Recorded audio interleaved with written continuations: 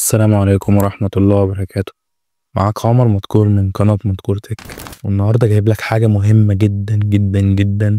لو معاك ميزانية حوالي 6000 جنيه وبتدور على تجميع كمبيوتر كويسة بكارت شاشة خارجي تشغل لك ألعاب زي GTA V وفيفا، وكمان تقدر تفتح برامج زي فوتوشوب مش بكل سهولة، بس تقدر يعني تشغل لك فوتوشوب وبرامج المونتاج كبداية. يعني الفيديو ده ليك لو بتدور على حاجة زي كده.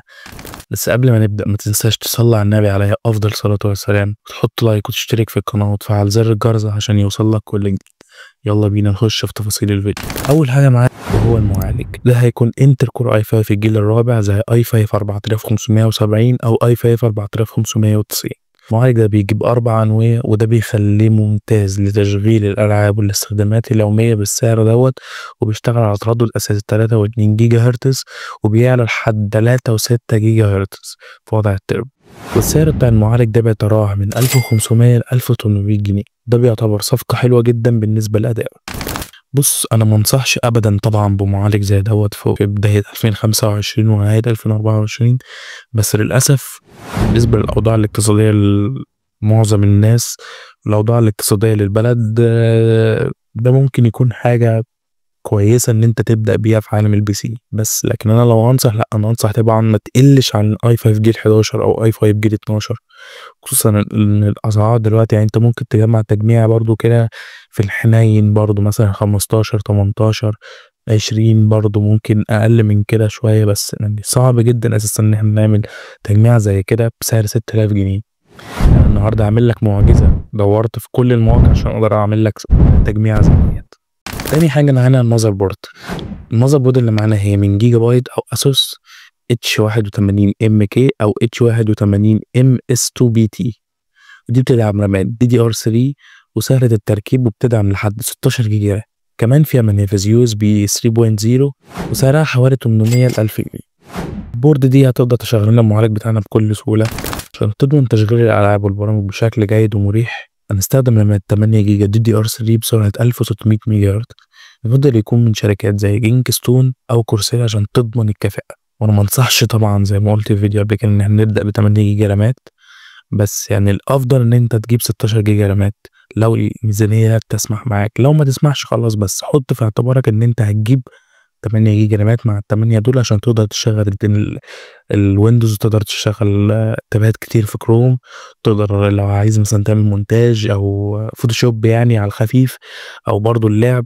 فلازم 16 جيجا رامات في الوقت اللي احنا فيه دوت، دي اقل حاجه تقدر تبدا بيها. سعر الرامه 8 حوالي 700 ل 1000 جنيه. ممكن لو معاك فلوس زي ما قلت تزود في المستقبل وتخليهم 16 جيجا. رابع حاجه معانا كارت الشاشه، وده اهم قطعه لو ناوي تلعب. هناخد يا اما انفيديا GTX 1050 Ti 4 جيجا او AMD RX 570 4 جيجا. بالنسبه لي انا لو هجمع التجميع دي، انا هختار ال AMD RX 570 4 جيجا. الكارت ده بيقدر يشغل العاب زي GTA V وبوبجي لايت على اعدادات متوسطه وعاليه بدقه 1080p، معظم العاب تانية، وبرده زي ما هنشوف اخر الفيديو في البنش مارك. ده ممتاز جدا بالنسبه لسعره، ده بيتراوح ما بين 2500 لحد 3000 جنيه. الكروت دي كويسه جدا جدا جدا ان انت تبدا بيها بالسعر ده. تخزين، بالنسبه للتخزين هنبدا بهارد HDD بسعه 1 تيرا، وده هيكون كافي لتخزين الالعاب والبيانات، وسعره حوالي من 300 جنيه ل 500 جنيه. لو عايز تحسن الاداء اكتر ممكن تضيف SSD صغير بحجم 120 جيجا لتثبيت الويندوز والبرامج الاساسيه، وسعره حوالي 300 جنيه. الباور سبلاي، المكونات دي محتاجه باور سبلاي محترم. هنستخدم واحد بقدره 500 واط، وده سعره بيتراوح من 500 ل 700 جنيه. سابع حاجة معانا الكيس، وأخيرا الكيس اللي هنركب فيها التجميع. ممكن تجيب كيس مستعملة تكون بحالة كويسة وواسعة بسعرها حوالي 300 ل 500 جنيه، ودي يعني هتكون كافية جدا جدا إن احنا نجمع فيها تجميع زي ديت. وفي المستقبل بإذن الله لو حابب إن أنت تطور هيكون أفضل.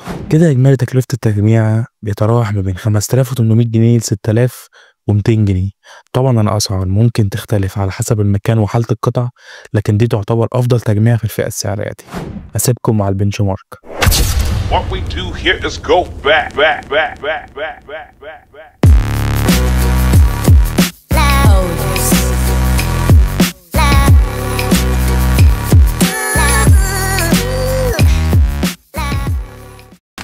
دي كانت كل حاجة عن تجميع كمبيوتر مستعملة بميزانية 6000 جنيه.